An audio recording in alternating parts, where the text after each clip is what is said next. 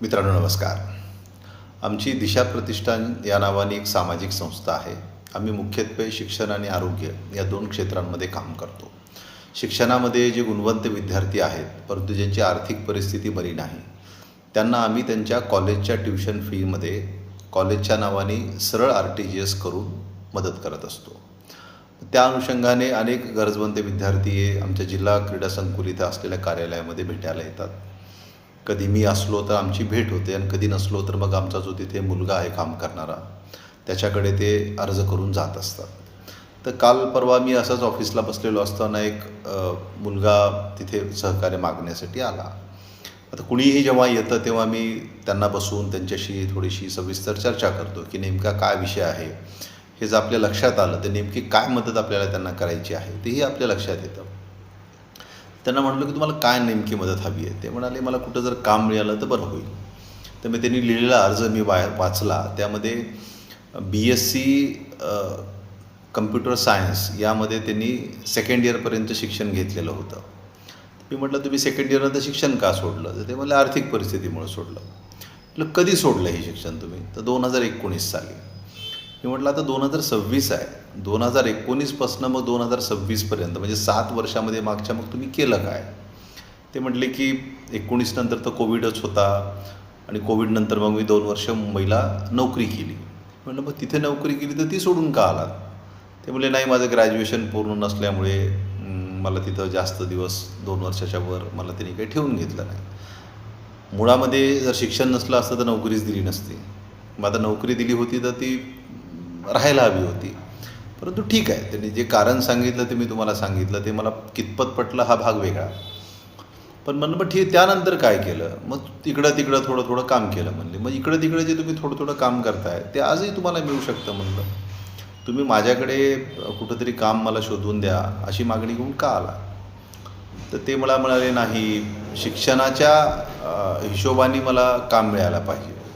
म्हणजे जे माझं शिक्षण आहे, एज्युकेशनल स्टेटस आहे, त्या अनुषंगाने मला काम मिळायला पाहिजे. त्याच्या थोडक्यात सूर असा होता की BSc कम्प्युटर सायन्स मी सेकंड इयरपर्यंत केलं आहे. तर मग त्याच्या खालचं काम मी कसं करू, असा एक थोडासा त्यांच्या सांगण्याचा उद्देश होता. तर मी त्यांना म्हणालो की असं कसं होईल. तुम्ही बेरोजगार नाही आहात म्हटलं.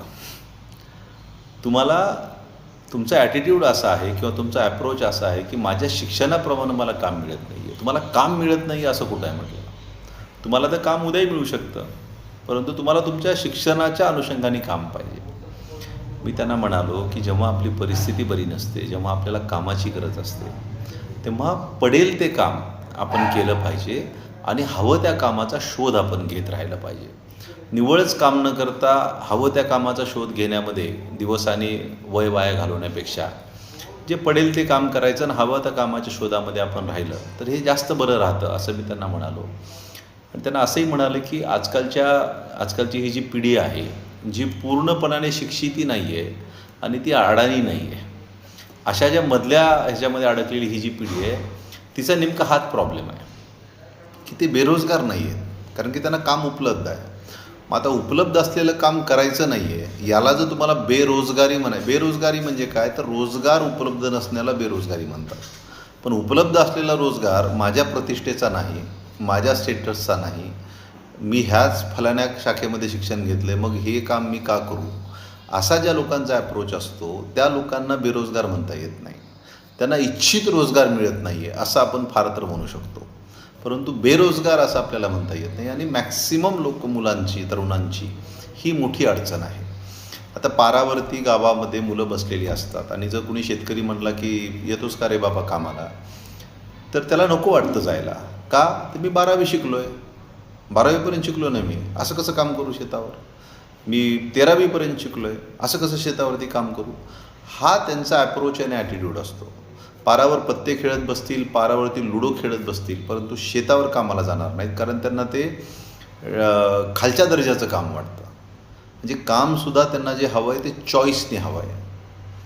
आता 12वीपर्यंत शिक्षण झालं आहे म्हणून मी शेतावर कामाला जाणार नाही, हा काय क्रायटेरिया असू शकतो का. किंवा फर्स्ट इयरपर्यंत माझं शिक्षण झालं म्हणजे 13वीपर्यंत खेड्याच्या भाषेत, म्हणून मी कामावरती शेतावरती जाऊ नये, हे काय क्रायटेरिया असू शकतो का? पण याच क्रायटेरियामुळे आपल्याकडे एक फुगीर प्रकारची बेरोजगारी आहे. ही खरी बेरोजगारी नाही आहे, ही फुगीर बेरोजगारी आहे की त्यांना इच्छित काम मिळत नाही म्हणून त्यांना काम करायचं नाही आहे. कसं असतं, जो गरजवंत असतो, ज्याला खरंच कामाची गरज असते, ज्याला खरंच 2 वेळच्या खाण्याची अन्नाची धादांत असते, ज्याला खरंच कौटुंबिक जबाबदारीची जाणीव असते, तो बिचारा पडेल ते काम करतो. मी त्या मुलाला म्हणालो की काही अधिकारी मोठे मोठे आहेत, कलेक्टर आहेत, SP आहेत, ते बाय एज्युकेशन MBBS आहेत. म्हटलं म्हणजे मग शिक्षण कोणत्या शाखेत झालं आहे बघ म्हटलं ना, आता काम काय करतायत ते बघ म्हटलं. म्हणजे शिक्षण मी कोणत्या शाखेत घेतलं आहे त्याचा आणि काम कोणतं करतो याचा काय संबंध आहे? मी तुम्हाला अनेक लोक सांगतो, जसं ते 3 इडियट्समध्ये आमिर खान एक डायलॉग मारतो की करीना कपूरचा जो मंगेतर असतो तो इंजिनियर असतो. आमिर खान त्याला असं म्हणतो की इसने इंजिनियरिंग की, फिर MBA किया और MBA किया और बैंक में जॉब कर रहा है. म्हणजे तिथे तो इंजिनियर आहे, त्याने MBA केल्यानंतर तो बँकेत जॉब करतो. म्हणजे त्याच्या शिक्षणाचा आणि त्या जिथं तो जॉब करतो आहे बँकेमध्ये त्याचा काहीच संबंध नाही. बँकेत जॉब कोणी करावा, ज्यांनी BCom केलं आहे, ज्यांनी MCom केलं आहे किंवा ज्यांनी इकॉनॉमिक्समध्ये शिक्षण घेतलं आहे, त्यांनी तिथं बँकेत काम करणं अपेक्षित आहे. परंतु असं आपण अनेक ठिकाणी पाहतो की डिग्री एका वेगळ्या शिक्षणाची असते आणि काम एका वेगळ्या शिक्षणामध्ये एका वेगळ्या क्षेत्रामध्ये चालू असतं.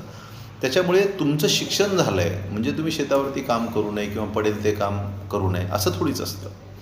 हा अप्रोच चुकीचा आहे, हा ॲटिट्यूड चुकीचा आहे आणि म्हणून आपल्या देशामध्ये फुगीर प्रकारची एक बेरोजगारी आपल्याला सगळ्यांना आपल्या अवतीभोवती दिसायला मिळते, जाणवते. आणि म्हणून मी त्या मुलाला काल असं म्हणालो की हे तुझं योग्य नाही. म्हटलं ही 7 वर्ष जी तू मधली घालवलीस, ती 7 वर्ष तू एका ॲटोमोबाईलच्या दुकानात जरी काम केलं असतं सलग 7 वर्ष, तर तो जो अनुभव तुला आला असता ॲटोमोबाईलच्या दुकानात काम करण्याचा, त्याच्या जीवावर त्याच्या जोरावर तू आज स्वतःचं एक ॲटोमोबाईलचं दुकान टाकू शकला असतास म्हटलं. परंतु तू ते केलं नाही. मध्येच हे कर, मध्येच ते कर, मध्येच ते कर. कुठलंही काम जर आपण सातत्यपूर्ण केलं तर आपल्याला त्या कामाचं ज्ञान मिळतं. आपलं त्या विशिष्ट कामामध्ये एक प्रकारे प्रशिक्षण होतं आणि एकदा ज्ञान मिळालं, एकदा प्रशिक्षण झालं की आपण त्याच कामाचा व्यापार किंवा उद्योग आपण स्वतःचा सुरू करू शकतो आणि आपण स्वावलंबी बनू शकतो. धडसोड केल्यामुळे धड आपलं कशातच आपल्याला ज्ञानही मिळत नाही आणि कशातच आपलं प्रशिक्षणही होत नाही. अर्धवट माणूस आयुष्यामध्ये काहीच करू शकत नाही, हे मी तुम्हाला वेगळं सांगण्याची गरज नाही. मी त्या मुलाला काल एक अकलूजचं उदाहरणही दिलं. अकलूजला वेळापूर म्हणून गाव आहे, तिथं आमचे एक पाहुणे आहेत, नाव सांगणार नाही. त्यांना टाईल्सच्या व्यवसायामध्ये जायची इच्छा होती, म्हणजे टाईल्सचं शोरूम टाकायचं होतं. ते त्यांच्या वडिलाला म्हणाले त्या काळामध्ये की तुमचे एक मित्र आहेत पुण्याला, त्यांचं टाईल्सचं दुकान आहे आणि त्यांना तुम्ही सांगा की मला त्यांच्या टाईल्सच्या दुकानावरती नोकरी ठेव म्हणावं. म्हणजे मी 2 वर्ष त्यांच्याकडे नोकरी करतो आणि नोकरी करत करत काम शिकतो आणि मला एकदा 2 वर्षामध्ये ती नोकरी करत करत कामाचा आवाका आला की मग मी येऊन टाईल्सचं दुकान टाकतो. जी व्यक्ती स्वतः अतिशय प्रतिष्ठित कुटुंबातली होती, त्याला तिथं जाऊन नोकरी करणं एक प्रकारे खरोखर कमीपणाचं होतं.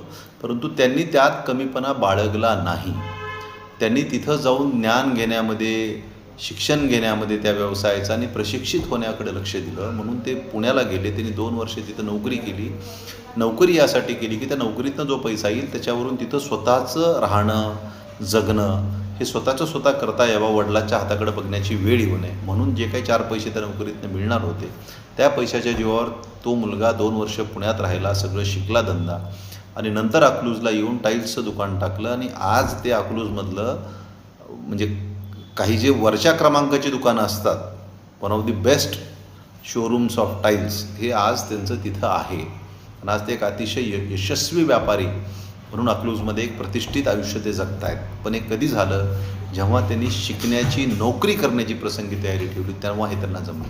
माझ्या मुलाला मला ज्यावेळेस बिल्डर बनवायचं होतं, रिअल इस्टेटच्या कामामध्ये त्याला टाकायचं होतं व्यवसाय म्हणून, तेव्हा मी इथले त्यांचंही नाव सांगणार नाही, एका बिल्डरला फोन केला. त्यांना म्हणालो की असं माझ्या मुलाला या क्षेत्रामध्ये मला पुढं चालून व्यावसायिक म्हणून माझ्या मुलांनी यावं अशी माझी इच्छा आहे. तर माझी तुम्हाला विनंती आहे म्हणलं की तुमच्याकडं माझ्या मुलाला नोकरीवर ठेवा, लक्षात घ्या. तर ते मला म्हणाले, अहो भैया पण तुमच्या मुलाला मी माझ्याकडे कशी नोकरी देणार. मी म्हटलं नाही, द्यावी लागेल. तुम्ही भलेही पगार देऊ नका म्हटलं त्याला, परंतु त्याला नोकरी तुमच्याकडे करू द्या, त्याला काम शिकू द्या, त्याला उन्हातानात उभं करा. अभिजित देशमुखांचा मुलगा आहे असं त्याला वागवू नका. तो जर तसा राहिला तर काम शिकणार नाही. मित्रांनो, माझ्या मुलांनी त्यांच्याकडे नोकरी केली, त्यांच्या साईट सांभाळल्या, उन्हातानामध्ये जाऊन उभा राहिला, काम शिकलं, त्याचं ज्ञान मिळवलं आणि मग 2 वर्षांच्या नंतर मी त्याला व्यवसायामध्ये उतरवलं. आणि आज तो त्या अनुभवाच्या जोरावरती, त्या शिदोरीच्या जोरावरती, आणि ते जे काही माझे बिल्डर मित्र होते अतिशय चांगले व्यावसायिक आहेत, उत्तम व्यावसायिक आहेत, त्यांच्या मार्गदर्शनामुळं, त्यांच्या शिकवण्यामुळं आज माझा मुलगा अतिशय दर्जेदार कामं लातूरमध्ये इमारती बांधण्याचे करतो आहे, फ्लॅट्स वगैरे तो बांधतो, त्याचे काम करतो आहे आणि मला अभिमान वाटावा अशा पद्धतीचं काम त्याचं चालू आहे. पण तत्पूर्वी या व्यवसायात त्याला उतरवण्याच्या आधी मी त्याला नोकरी करायला लावली, एका बिल्डरकडे काम करायला लावलं. तेव्हा कुठे हे दिवस मी आज पाहतो आहे. त्यामुळे कधीही मी असाच शिकलो आहे, मी तसाच शिकलो आहे, फलानंच शिकलो आहे, बिस्तानच शिकलो आहे म्हणून काम करायला लाजू नका. जी माणसं काम करायला लाजतात त्यांना कधीच पुढच्या जीवनामध्ये प्रतिष्ठा प्राप्त होत नाही. आज ज्यांना ज्यांना म्हणून प्रतिष्ठा प्राप्त या समाजामध्ये आणि चांगले व्यापारी, उद्योजक म्हणून, यशस्वी म्हणून ज्यांना मान्यता आहे, त्या प्रत्येकाचं एक वैशिष्ट्य आहे, त्यांनी त्यांच्या त्या काळामध्ये कुठल्याच कामाला कमी समजलं नाही, ते काम करायला लाजले नाहीत, पडेल ते काम केलं आणि त्यातनं शिकत गेले, म्हणून आज ते या ठिकाणी पोहोचलेत. त्याच्यामुळे जेव्हा जे वय असतं, जेव्हा जी वेळ असते, तेव्हा काम करायला लाजू नका. कामासारखा दुसरा गुरु नाही. काम केल्यामुळे जे तुम्हाला ज्ञान मिळतं, जे तुम्हाला शिक्षण मिळतं, जे तुम्हाला प्रशिक्षण मिळतं, त्याच्यापेक्षा मोठा गुरु तुम्हाला या जगामध्ये कुठंच भेटणार नाही. खास करून आजच्या तरुणांना सांगू इच्छितो, जे साधारणतः 20, 21, 22 वर्षापासून 30शीपर्यंतच्या वयामध्ये आहेत, त्यात 10 वर्षाचा तो जो गेटवे आहे, त्या वयातल्या मुलांना सांगू इच्छितो, मुलींनाही सांगू इच्छितो की काम करायला लाजू नका. हे शिक्षणाचं जे अवडंबर स्वतःचं माजून स्वतःला स्टेटस घेण्याचा जो तुम्हाला नाद आहे आणि तो जे तुम्ही स्टेटस घेता आणि ते स्टेटस जे तुम्हाला मग कुठलंच काम करू देत नाही आणि मग तुम्ही स्वतःला बेरोजगार म्हणून घेता, तुम्ही खरं तर इच्छित बेरोजगार आहात, अनिच्छेने बेरोजगार नाही आहात. तुम्ही विलिंगली अनएम्प्लॉईड आहात, तुम्ही नॉट सिच्युएशनली अनएम्प्लॉईड, हे लक्षात घ्या. त्यामुळे काम करायला लाजू नका. त्या वयामध्ये तुम्ही पडेल ते काम करा आणि इच्छित कामाच्या शोधात राहा. म्हणजे उदरनिर्वाह तुमचा चालत राहील, तुम्हाला पैसे येत राहतील, तुम्हाला अनुभव येत राहील, तुमचं त्या कामात शिक्षण होत राहील, तुम्ही प्रशिक्षित होत राहाल आणि मग त्या एकदा खिशामध्ये दर महिन्याला पैसे यायला लागले ना त्या कामाच्या रूपाने, किंवा रोज जरी पैसे यायला लागले तरी कुटुंबाला आधार मिळतो, आपल्याला आत्मविश्वास पूर्ण फील होतं, दुसऱ्याच्या हाताकडे बघण्याची वेळ येत नाही आणि मग ते एक स्वाभिमानाने आणि आत्मविश्वासाने भरलेला व्यक्ती हा मग आकाशालाही गवसणी घालू शकतो, हे लक्षात ठेवा. त्यामुळे जे पडेल ते काम करा, काम करण्याला लाजू नका. त्या मुलालाही मी काल तेच सांगितलं की 7 वर्ष तू फक्त एका ॲटोमोबाईलच्या दुकानात जरी सातत्यपूर्ण नोकरी केली असते ना बेटा, म्हणलं तर आज तुझं स्वतःचं ॲटोमोबाईलचं दुकान राहिलं असतं आणि तुझ्यासारख्या 4-5 मुलाला तू तिथं काम देऊ शकला असतास. हो म्हणाला तो, त्यांनी मान्य केलं. माझ्याकडे असे अनेक मुलं येतात, अनेक विद्यार्थी येतात, अनेक तरुण येतात. मी त्या प्रत्येकाला हेच सांगतो की आयुष्यातला वेळ वाया घालवू नका आणि नको त्या गोष्टीला स्टेटस बनवू नका प्लीज. तुम्ही फलाण्या फॅकल्टीमध्ये शिकलाय, याला हे स्टेटस नसतं. तुम्ही जीवनामध्ये काय अचीव केलं आहे त्याच्याने तुम्हाला स्टेटस येते, हे लक्षात ठेवा. नाहीतर आता काही ठिकाणी आता यूट्यूबवरती किंवा फेसबुकवरती मी रील्स बघतो की फलाण्या इंजिनियरनी चहाचं स्टॉल टाकला, फलाण्या इंजिनियरनी फास्ट फूड टाकलं. मग ते बरं कौतुकाने बघता. म्हणजे चहाचं स्टॉल टाकणं किंवा फास्ट फूडचं सेंटर टाकणं किंवा एखादं नाश्त्याचं हॉटेल टाकणं हे कुठलं प्रतिष्ठेचं आहे. परंतु मग हे मात्र ग्लॅमरस स्टोरीज तुम्हाला चालतात आणि मग त्याच्यामध्ये तुम्हाला त्याचं कौतुक वाटतं. मग ह्या कधीतरी स्वतःलाही अप्लाय करा ना. 12वी झालं आहे माझं, 13वी झालं आहे माझं म्हणून पारावर बसून राहण्यापेक्षा कामाला जो माणूस बोलवतो त्याच्याकडे जावा, काम करा, 4 पैसेच घरी येतील, त्याच्यामधून नुकसान तर तुमचं काहीच होणार नाही आणि काम केल्याचं तुम्हाला समाधान लाभेल, नाही का. बेरोजगार राहण्यापेक्षा, म्हणजे इच्छित बेरोजगार राहण्यापेक्षा काहीतरी काम केलेलं कधीही चांगलं असतं मित्रांनो. आणि समाजामध्ये ही जागरूकता येणं खूप गरजेचं आहे, कारण दयनीय अवस्था आहे, वाईट परिस्थिती आहे की या चक्रव्यूहामध्ये आजचा या 10 वर्षातला जो विंडो आहे त्यातला तरुण अडकला आहे की माझं शिक्षण तर अर्धवट झालं आहे किंवा कधी कधी पूर्णही झालेलं असतं, परंतु माझ्या शिक्षणाच्या अनुषंगाने मला काम मिळत नाही म्हणून मी दुसरं कुठलं काम करणार नाही, भलेही बेरोजगार राहिलो तर राहिलो. हा जो चुकीचा ॲटिट्यूड आहे, त्या ॲटिट्यूडमुळं अनेक तरुणांची अडचण झाली आहे, त्यांच्या कुटुंबाची अडचण झाली आहे, आईवडिलांची अडचण झाली आहे. म्हणून या चक्रव्यूहातनं तुम्ही बाहेर पडा आणि कामाला लागा. धन्यवाद.